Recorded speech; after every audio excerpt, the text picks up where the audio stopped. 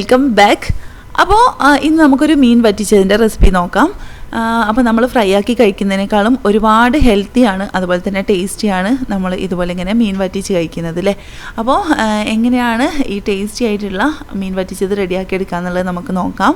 വീഡിയോയിലേക്ക് പോകുന്നതിന് മുമ്പ് നിങ്ങൾ എൻ്റെ ചാനൽ ആദ്യമായിട്ടാണ് കാണുന്നതെങ്കിൽ നമ്മുടെ വീഡിയോസൊക്കെ ഇഷ്ടപ്പെടുന്നുണ്ടെങ്കിൽ നിങ്ങൾ ഈ ചാനലൊന്ന് സബ്സ്ക്രൈബ് ചെയ്യുക. അതുപോലെ തന്നെ തൊട്ടടുത്തുള്ള ബെല്ലൈക്കൻ കൂടെ എനേബിൾ ചെയ്ത് കൊടുത്താൽ ഞാനിടുന്ന വീഡിയോസൊക്കെ നിങ്ങൾക്ക് പെട്ടെന്ന് തന്നെ കിട്ടുന്നതായിരിക്കും. നിങ്ങളുടെ ഫ്രണ്ട്സിനും ഫാമിലിക്കൊക്കെ ഒന്ന് ഷെയർ ചെയ്ത് കൊടുക്കുക.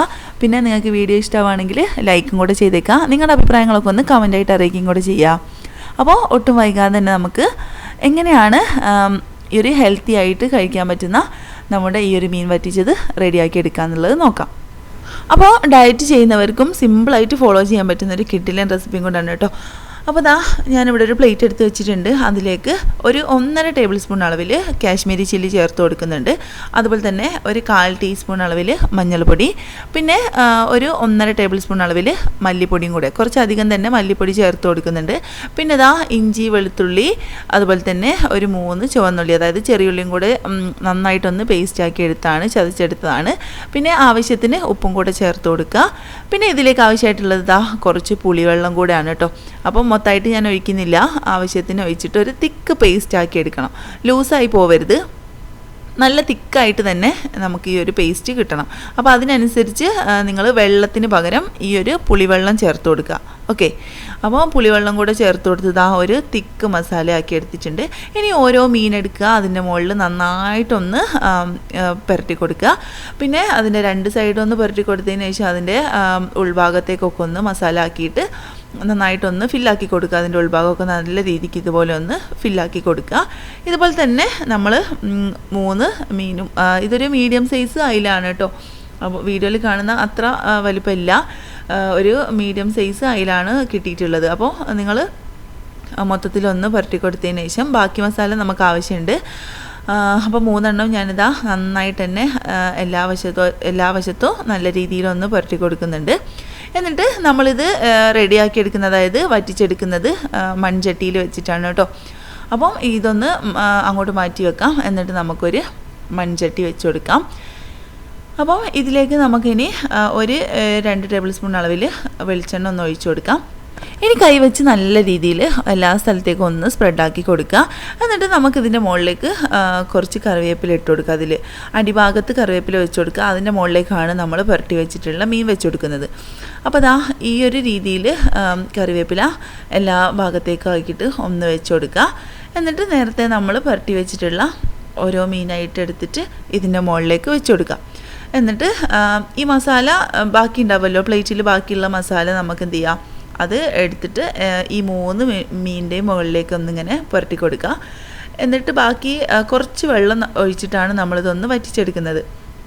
അപ്പം ഈ ഒരു പ്ലേറ്റിലേക്ക് കുറച്ച് വെള്ളം ഒഴിക്കുക. ഒരുപാട് ഒഴിച്ച് വെള്ളം കൂടി പോവരുത്, അപ്പോൾ ടേസ്റ്റ് തീരെ ഉണ്ടാവില്ല.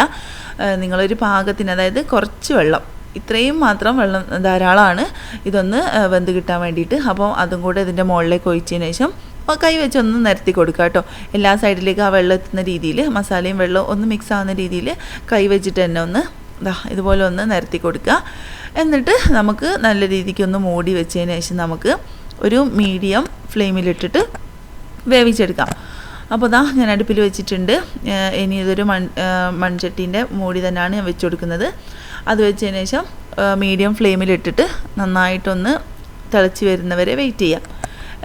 നന്നായിട്ടൊന്ന് തിളച്ച് വരുന്നുണ്ട്. നമുക്കിനി ഇതൊന്ന് പൊട്ടിപ്പോവാത്ത രീതിയിൽ പതുക്കെ ഒന്ന് മറിച്ചിട്ട് കൊടുക്കാം. കണ്ടില്ലേ, അതിൻ്റെ ഗ്രേവിയൊക്കെ ഇങ്ങനെ തിക്കായിട്ട് തന്നെ വരുന്നുണ്ട്. അപ്പം ഒരുപാട് വെള്ളം ഒഴിച്ച് കഴിഞ്ഞിട്ടുണ്ടെങ്കിൽ ഇത് കറി പോലെ ആയി പോവും, അപ്പോൾ ടേസ്റ്റ് ഉണ്ടാവുകയില്ല. അപ്പോൾ അതുകൊണ്ട് കുറച്ച് വെള്ളം മാത്രം ഒഴിച്ച് കൊടുക്കുക. എന്നിട്ട് ആ ഒരു എന്താ പറയുക, ആവിയിൽ തന്നെ നന്നായിട്ട് തന്നെ വെന്ത് കിട്ടിക്കോളും. പിന്നെ ആ ഒരു സൈഡും വെന്തതിന് ശേഷം വീണ്ടും നമ്മളൊന്നും കൂടെ ഒന്ന് മറിച്ചിട്ട് കൊടുക്കാം. ഇപ്പോൾ ഗ്രേവി നന്നായിട്ട് നല്ലപോലെ തന്നെ തിക്കായിട്ടുണ്ട്. ഇനി ഈ ഒരു സൈഡും കൂടെ ഒന്ന് വറ്റി കിട്ടിയിട്ടുണ്ടെങ്കിൽ നമുക്ക് തീ ഓഫ് ചെയ്യാം. അത്രേ വേണ്ടുള്ളൂ. അപ്പോൾ ഞാൻ അതിൻ്റെ സൈഡിലുള്ള ആ ഒരു ഗ്രേവിയൊക്കെ ഈ ഒരു മീനിൻ്റെ മുകളിലേക്ക് തന്നെ വെച്ച് കൊടുക്കുന്നുണ്ട്.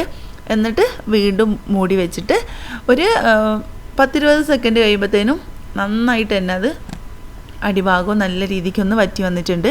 അപ്പോൾ ദാ നമ്മുടെ മീൻ ഇവിടെ സെറ്റായിട്ടുണ്ട്. ദാ ഇത്രത്തോളം മതി. ചെറുതായിട്ട് ഇങ്ങനെ അടിയിൽ ഗ്രേവി നിങ്ങൾക്ക് കാണാം അല്ലേ, തിക്കായിട്ടുള്ള. അപ്പോൾ എണ്ണയൊക്കെ നന്നായിട്ട് തെളിഞ്ഞ് കാണുന്നുണ്ട്. അപ്പോൾ നല്ല ചൂട് ചോറിൻ്റെ കൂടെ ദാ ഇതുപോലൊരു മീനും പിന്നെ നല്ല സിമ്പിളായിട്ട് റെഡിയാക്കി എടുക്കാൻ പറ്റുന്ന ഒരു മത്തൻ്റെ കറിയാണ് ഞാനിന്ന് റെഡിയാക്കിയിട്ടുള്ളത്, ഇതിൻ്റെ കൂടെ ഒഴിച്ചു കറിയായിട്ട്. അപ്പോൾ ഇത് തേങ്ങയൊന്നും അരയ്ക്കാതെ സിമ്പിളായിട്ട് റെഡിയാക്കി എടുക്കാൻ പറ്റുന്ന ഒരു കറിയാണ് കേട്ടോ. അപ്പം ഇതാണ് അടിപൊളിയായിട്ട് കഴിക്കാൻ നമുക്ക് ഈ ഒരു 2 സംഭവം തന്നെ ധാരാളമാണ് കേട്ടോ.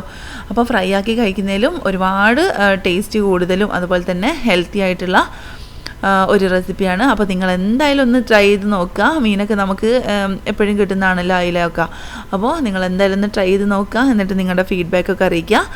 അപ്പോൾ ഇൻഷാ അല്ലാഹ് പുതിയൊരു വീഡിയോ ആയിട്ട് നമുക്ക് വീണ്ടും കാണാം. അതുവരേക്കും ബൈ.